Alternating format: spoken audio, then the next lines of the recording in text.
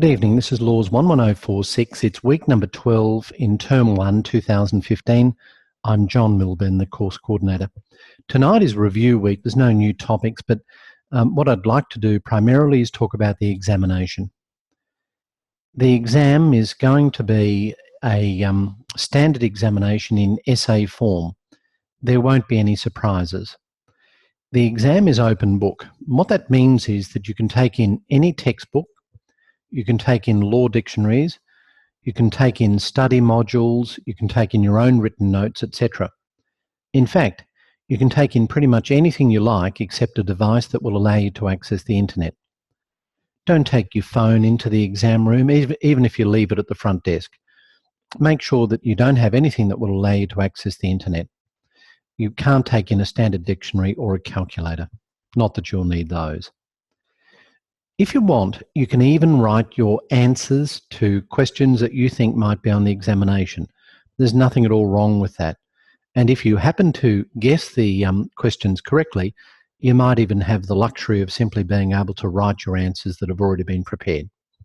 So do give the examination a lot of preparation. It's not a difficult examination, and it will be very similar to the examination that was used in 2014. So to give you perhaps an idea of what you might expect, I'm going to now share my desktop, which has on it the standard examination from 2014. Hopefully you can see that now. The examination 2014 was a similar format to the examination as it will be in 2015. It will look the same. The cover page will have an instruction sheet, and that will essentially be the same. And once again, you'll be asked to answer 5 of 7 questions. They will be of equal value, that's 10 marks each. And if by chance you answer more than 5, I will mark the first 5 that are on the paper. So, the examination last year required you to answer 5 of 7 questions. And each one of them were essay-style questions, conceptually very simple. It will be the same this year. You won't be required to answer, as law students do, from a scenario and identify through the normal method of answering a law question. But let's look at each one of these in turn. So question 1 dealt with the issue of separation of powers, and there's a simple quote from Jerry Bates' publication. So in that instance, students were expected to comment on a number of things, but at least why the separation of powers is important, where is it part of parliamentary democracy, is the division strictly observed, are there exceptions to the general rules, what is the importance of transparency and accountability, and the source of power for each of the respective branches.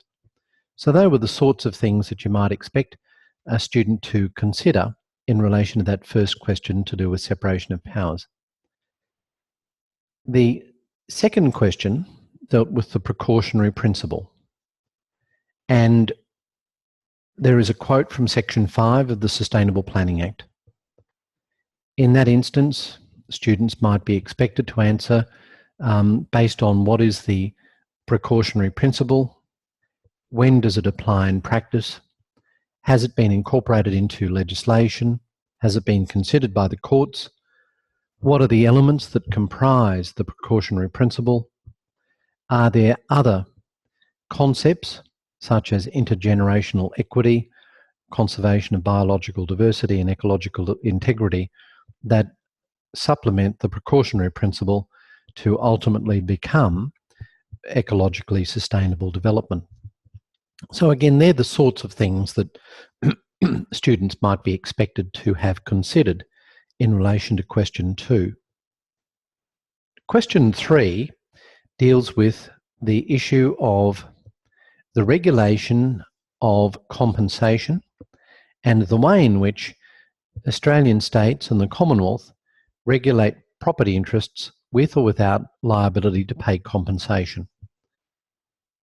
This area was covered in several parts of the text. And in answering that question last year, students were asked to consider things like the way in which common law rights can affect an individual property owner's entitlement to compensation. Chapter 2 that was Chapter 3. Chapter 2 of the text dealt with the specific issue of acquisition of property. Chapter 5 deals with federal governments. And in this particular question, students were asked to consider whether federal and state legislation and case law can be considered in the context of paying individuals compensation for the loss of entitlement as a result of environmental law. Students might also consider whether there were or are alternate means of assisting landowners for environmental restrictions through other ways than the standard ways that you might see. All right, the fourth question dealt very simply with the issue of judicial review. What is it? How is it implemented? Where is it implemented? What is this concept all about? What matters are determined on judicial review, and where? How does judicial review differ from a merits review? Consider the legislation and the case law. Consider the basis upon which orders can be made, and give some consideration to the remedies that might be available to the parties. And in doing so, consider the difficulties for litigants and make some commentary in relation to the issue of risk. So they're the sorts of things that we would have considered in question 4. Question 5, very simple, very broad. Explain the means by which regulatory authorities may enforce environmental laws. In answering this question, students last year might have considered the various options that are available to regulators. Explain and contrast those options, and in doing so, provide some commentary in relation to the advantages and disadvantages, both to the regulators and to the party which has been subject to enforcement regime. Explain by whom and where such remedies can take place. Consider civil, criminal, and administrative remedies that might be available as a means of enforcement of environmental laws. Consider the difference in what needs to be proved in those circumstances, and give some commentary in relation to the standard of proof which is required of the applicant, plaintiff, or litigant in each instance. In answering question 5, students were expected to consider legislation and case law. And that's a recurring theme. In all of these questions, I would expect that students would consider legislation and case law and supplement that, those primary sources, with reference to secondary sources. Right, let's have a look at question number 6. Again, very simple, very broad, lots of room for you to maneuver. Give a critical account of the role and the function of environmental impact assessment in Australian environmental regulation. So in answering this question, students might have been expected to consider the purpose of an assessment, give commentary in relation to when and how such assessments are to be performed, what are the steps in the process, what are the legislative requirements, what are the practical aspects associated with the preparation of such a report. Phil Jeston gave some commentary in his video in that regard. Consider the legislation, as always. Consider the methodology, the process. Consider case law. And finally, consider the common criticisms of the environmental impact assessment regime. There's a hint that some sort of discussion about criticism was required because the word critical has been included in the question itself. Finally, of the 7 questions that were asked, the students were asked to consider the obstacles facing community litigants in terms of planning and environmental law systems in challenging local council development assessment decisions and how they might be mitigated or overcome. So in answering that question, students might have considered the concept of standing, issues and risks associated with cost, the role of experts, the group dynamic, the type of litigation that might be considered, and the advantages and disadvantages associated with each type of litigation.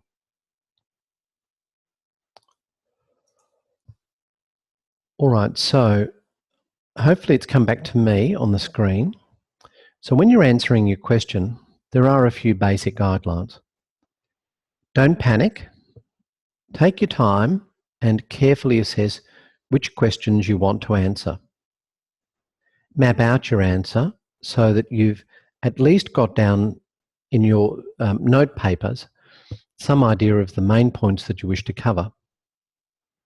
Then try to identify how much time you wish to spend on each question. Obviously, as a rule of thumb, divide the time equally. While you would expect that there might be a clock in the room, it may be that there isn't, so perhaps wear a watch, not one that will allow you to access the internet, of course. Do try to cover as many points as you can, even if what you cover is only basic in its terminology. It's much easier to gain the first half of the marks in a question, the first 5 marks, than it is to gain the second 5 marks.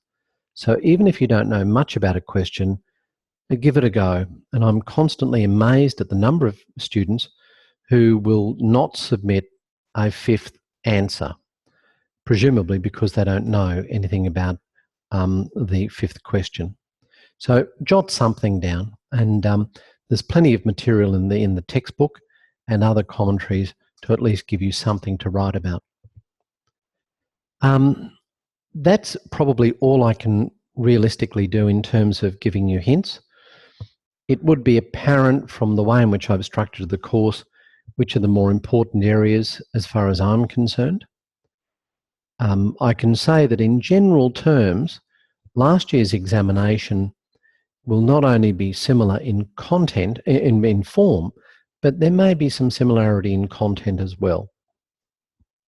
And you could probably pick up on that through the Zoom sessions that we've undertaken. Some parts of Bates have been glossed over, and that being the case, I wouldn't be too concerned about studying those parts in specific detail.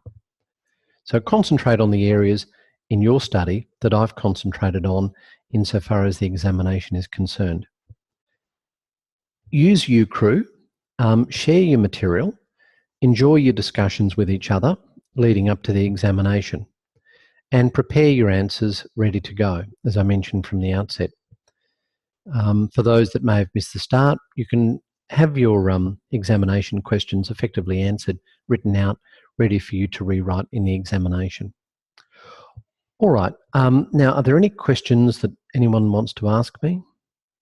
Because tonight is just a review. I just wanted to talk about the examination primarily. One thing that wasn't on the exam last year was the issue of alternative dispute resolution.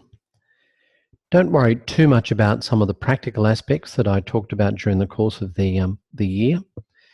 Things like the rules and regulations of the environmental, the Planning and Environment Court won't be as relevant for you in the examination context as the more theoretical areas. So the exam is more a theory rather than practice exam. Mind you, if you can add in elements of practice and the way in which litigation is conducted, you will certainly be rewarded for that, but it's not the main focus. The main focus of the exam is quite theoretical. Okay, so I'm assuming that there are no questions live. Thank you. That being the case, I'll stop recording soon, but for those of you that are there, I did say in week 1 that I would challenge anyone to a typing test. Typing as defined by me, which means using voice recognition. Are there any takers? All right. So if there are no questions, no comments, I'll stop recording, and I just want to thank you all for your participation throughout this term. May I ask one favour? It's a very important favour, and that is, could you please provide some feedback? It's not difficult. Go on the Moodle page, see the big red button, click on that, provide the feedback. I really do need at least half the course participants to provide a response for that to be of any meaningful use for the university. It's important for the university, and it's also important for me. I congratulate you all for your dedication to the course this year. I think the general standard of assignments has been very good, and I'm looking forward to seeing the results in the examination. I'm sure you'll all do very well. Just one thing on the exam. Referencing is still important, but not necessarily at all in the same way, in the way that I've promoted during the course of the year. Realistically, don't attempt to reference using footnotes in the exam. Some sort of Harvard-style referencing in the commentary itself is fine. If you want to reference using footnotes or endnotes, then that's fine too, but don't stress yourself over it. My main concern in the exam, as it has been throughout the course, is just to ensure that you acknowledge the authorship of others or the original reference material through legislation or case law in some meaningful way. That's all you need to do in the exam. All right, well, I'll stop recording, and all the very best. We'll speak to you soon. Bye.